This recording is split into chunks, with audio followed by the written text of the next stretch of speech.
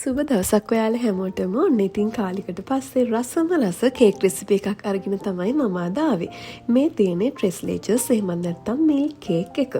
මම නම් මෙච්චර කාලෙකට කාලා තියෙන රසම කේක් එක තමයි මේක. ඉතින් එහෙනම් වැඩි වෙලාවක් ගන්නේ නැතුව අපි ඉක්මනින්ම කේක් එක හදමු. මුලින්ම අපිට ඕනි වෙනවා පාන් පිටි කෝප්ප එකක්. මම මේ දැන් එකතු කරගන්නේ බේකින් පවුඩර් තේ හැඳි 1/2. ඒ වගේම ලුණු කුඩු තේ හැඳි කාලක් එකතු කරගන්නවා. දැන් අපිට කරන්න තියෙන්නේ අපේ පිටි මිශ්‍රණය මේ විදිහට එක සැරයක් හොඳට හලා ගන්න ඕනි. පිටි මිශ්‍රණය ලෑස්ති. දැන් අපි ඒක පොඩ්ඩක් පැත්තකින් තියලා මේ විදිහට භාජන දෙකක් අපිට ඕනි වෙනවා.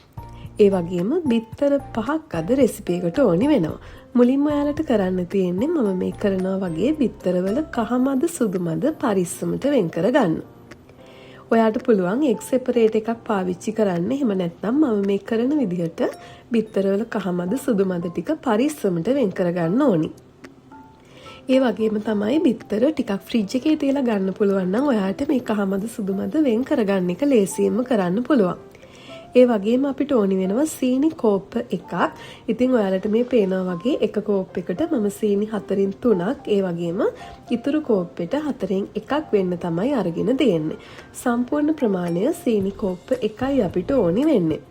මම දැන් කහමද එකට සීනි කෝප්ප 4න් 3 ඒ වගේම වැනිලා තේ හැන්දක් එකතු කරගන්නවා. දැන් අපි කහමදවල මේ තද කහ ගතිය හොඳට අඩු වෙලා ලා කහපාටක් වෙනකන් බීට් කරගන්න ඕනි. බීට් එකේ ස්පීඩ් එක සාමාන්‍ය මට්ටමට තමයි මම තියාගෙන තියෙන්නේ. ඒ වගේම තමයි මේ රෙසිපි එක මම හරිම පැහැදිලිව ඩිස්ක්‍රිප්ෂන් බොක්ස් එකේ දාන්නම්. ඔයාලට එතනින් බලා ගන්න පුළුවන්.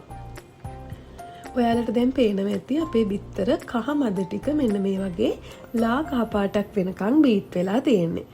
මේ වෙලේ මම ෆ්‍රෙෂ් මිල්ක් කෝප්ප 3න් 1ක් එකතු කරගන්නවා. ෆ්‍රෙෂ් මිල්ක් නැත්තම් ඔයාට මේ වෙනුවට කිරි පිටි එකතු කරගන්න පුළුවන්. දැන් මම ආයෙත් බීට් කරන්නේ නැහැ. මේ විදිහට හැන්දකින් අපේ කිරි ටික හොඳට මික්ස් කරගන්නවා.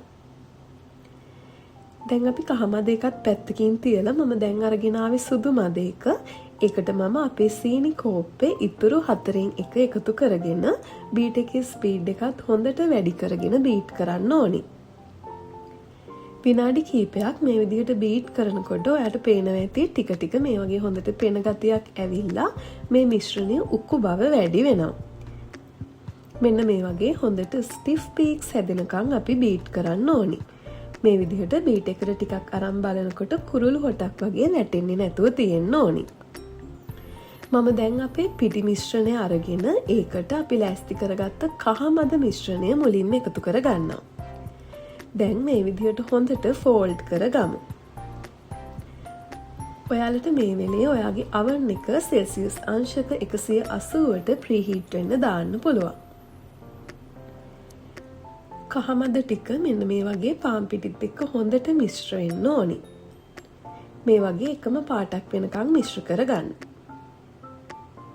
ඒ වගේම ඔයා අපේ channel එකට අලුත් කෙනෙක් නම් මේ වෙලේ අපේ channel එකට ගොඩාක් ආදරයෙන් පිළිගන්නවා. ඒ වගේම තවමත් අපිව subscribe කරලා නැත්නම් අපිව subscribe කරන්න කියලා ආදරයෙන් ඉල්ලනවා. ඉතින් මම දැන් එකතු කරගත්තේ අපේ සුදු මද මිශ්‍රණය. ඉතින් ඔයාලට මේ පේනවා වගේ අපේ මුළු බැටර් එකම කලර් එකක් වෙනකන් මේ විදිහට අපි හොඳට අපේ සුදු මද ටික mix කරගමු. ඒ වගේම තමයි අපි සුදු මද වලින් ස්ටිෆ් පීක්ස් හදනකොට මතක ඇතුව කහමද බීට් කරපු බීටර්ස් හොඳට සෝදලා ගන්න. මම අද පාවිච්චි කරන්නේ අඟල් 8ක් පළල අඟල් 12ක් දිග ට්‍රේ එකක්. ඉතින් මම ට්‍රේ එකේ හොඳට තෙල් ටිකක් ගාලා තමයි අරගෙන තියෙන්නේ. ඉතින් ඔයාට මේ වගේ ට්‍රේ එකක් නැත්නම් ඔයාට සාමාන්‍ය කිලෝ එකේ ට්‍රේ එකක් සූදානම් කරගන්න පුළුවන් අපේ කේක් එක බේක් කරන්න. දැන් අපිට කරන්න තියෙන්නේ අපි සෙල්සියස් අංශක 180ට විනාඩි 10ක් 15ක් වගේ ප්‍රීහීට් වුණ oven එක අපේ කේක් එක පැය භාගයක් බේක් කරගන්න. ඉතින් මේ තියෙන්නේ පැය භාගයක් බේක් වුණ කේක් එක. ඉතින් මේ වගේ ටූත්පික් එකක් දැම්මට පස්සේ ටූත්පික් එක හොඳ ක්ලීන් එකට එනවා නම් කේක් එක බේක් වෙලා ඇති. අපි දැන් කේක් එක හොඳටම නිවෙන්න තියන්න ඕනේ. කේක් එක නිවුණට පස්සේ තමයි අපි එකතු කරන කිරි මිශ්‍රණය එකතු කරගන්නේ. මුලින්ම අපිට ඕනි වෙනවා මේ වගේ evaporated milk. මම මේව පාවිච්චි කරන ප්‍රමාණයන් හරියටම ඔයාලට ඩිස්ක්‍රිප්ෂන් බොක්ස් එකේ දාන්නම්. ඒ වගේම මම මේ දැන් එකතු කරගන්නේ කන්ඩෙන්ස් මිල්ක්. එහෙම නැත්නම් සාමාන්‍ය අපි දන්න උක්කු කිරි. ඒ වගේම මම දැන් එකතු කරගත්තේ විපින් ක්‍රීම්. මේ දේවල් තුන තමයි අපිට ඕනි වෙන්නේ. ඉතින් ඔයාට මේවා හොයාගන්න නැත්නම් ඔයාට පුළුවන් සාමාන්‍ය මිල්ක් මේඩ් වලට ෆ්‍රෙෂ් මිල්ක් දාලා මේ කිරි මිශ්‍රණය හදාගන්න. දැන් අපේ කේක් එක හොඳටම නිමිලා තියෙන්නේ. ඉතින් ඔයාලට පේනවා වගේ මම මේ විදිහට ගෑරුප්පුවක් පාවිච්චි කරගෙන හොඳට කේක් එකේ සිදුරු හදාගන්නවා. එතකොට අපිට අපේ මේ කිරි මිශ්‍රණය එකතු කරගන්න හරිම ලේසි. ඉතින් ඩිස්ක්‍රිප්ෂන් බොක්ස් එකේ ඔයාලට බලන්න පුළුවන් මේ කිරි වර්ග ප්‍රමාණයන් එක්කම මම එකතු කරලා තියෙනවා. ඒ වගේම තමයි මම කලින් කිව්වා වගේ ඔපරේටඩ් මිල්ක් හොයාගන්න අමාරුයි නම් ඔයාට ඒ වෙනුවට ෆ්‍රෙෂ් මිල්ක් සහ කන්ඩෙන්ස් මිල්ක් පාවිච්චි කරන්න පුළුවන්. දැන් කේක් එකට හොඳට අපි කිරි එක උරා ගන්න විනාඩි කිහිපයක් තියලා දැන් මම හදන්න යන්නේ අපේ ෆ්‍රොස්ටින් එක. මේ එකතු කරගන්නේ විපින් ක්‍රීම්. ඉතින් ඔයාලට පේනවා ඇති විපින් ක්‍රීම් එක හොඳ කූල් එකට තියෙනවා. දැන් තමයි ෆ්‍රිජ් එකෙන් ගෙනාවේ. ඒ වගේම මම පාවිච්චි කරන බෝල් එක සහ බීටර්ස් උත් ෆ්‍රිජ් එකේ උඩ කොටසේ තියලා කූල් කරලා අරගෙන තියෙන්නේ. විපින් ක්‍රීම් කෝප්ප දෙකට මම මේ වෙලේ සීනි මේස හැඳි දෙකක් එකතු කරගන්නවා. දැන් අපි මේක හොඳට බීට් කරගමු. ඉතින් ඔයාලට අනිවාර්යෙන් විපින් ක්‍රීම් මේකට පාවිච්චි කරන්න. එතකොට මේ කේක් එක ගොඩාක්ම රසට ඔයාලට හදාගන්න පුළුවන්. මෙන්න මේ වගේ ඔයාලට පේනවා ඇති අපිට හොඳට ස්ප්‍රෙඩ් කරන්න පුළුවන් විදිහට අයිසින් එකක් වගේ විපින් ක්‍රීම් එක හදාගමු. ඔයාලට මෙහෙම ගෙදර හදන්න බැරි නම් රෙඩිමේඩ් විපින් ක්‍රීම් එකක් වුණත් පාවිච්චි කරන්න පුළුවන්. දැන් අපිට තියෙන්නේ අපි හදාගත්ත ෆ්‍රොස්ටින් එක මේ විදිහට කේක් එක උඩට දාගන්න එක. මේ කේක් එක ඇත්තටම ගොඩාක් රසයි. ඔයා අනිවාර්යයෙන්ම මේක try කරලා බලන්න. සාමාන්‍යයෙන් මේ වගේ කේක් එකක් හදාගත්තම ඔයාට ලොකුම කෑලි 8කට කපන්න පුළුවන්. පොඩි කෑලි වලට කපනවා නම් සාමාන්‍යයෙන් කෑලි 16කට වගේ කපන්න පුළුවන්.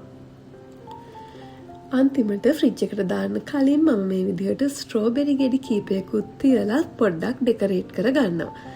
ඉතින් මම අද මේක ලොකු කෑලි 8කට තමයි කපන්නේ.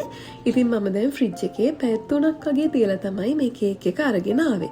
දැන් අපිට කරන්න තියෙන්නේ මෙන්න මේ වගේ කෑලි වලට කපලා රස බලන්න. මේ කේක් එක ඇත්තටම ගොඩාක් රසයි. ඔයා අනිවාර්යයෙන්ම try කරලා බලන්න. ඒ වගේම තමයි ඔයා මේ කේක් එක කාලා තියෙන කෙනෙක් නම් අනිවාර්යෙන් කමෙන්ට් එකක් දාන්න මේකේ රස කොහොමද කියලා.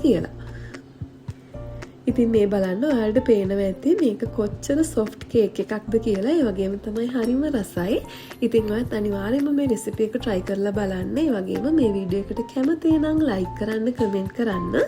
ඒ වගේම අපේ channel එක තාම subscribe කරලා නැත්නම් අපිව subscribe කරලා මේ වගේ වීඩියෝස් දිගටම බලන්න අපිත් එක්ක එකතු වෙලා ඉන්න. ඉතින් එහෙනම් තවත් රසවත් වීඩියෝ එකකින් ඉක්මනින්ම හම්බෙන්නම්. වීඩියෝ එක අවසන් වෙනකන් ආරම්භුවාට ගොඩාක් ස්තුතියි.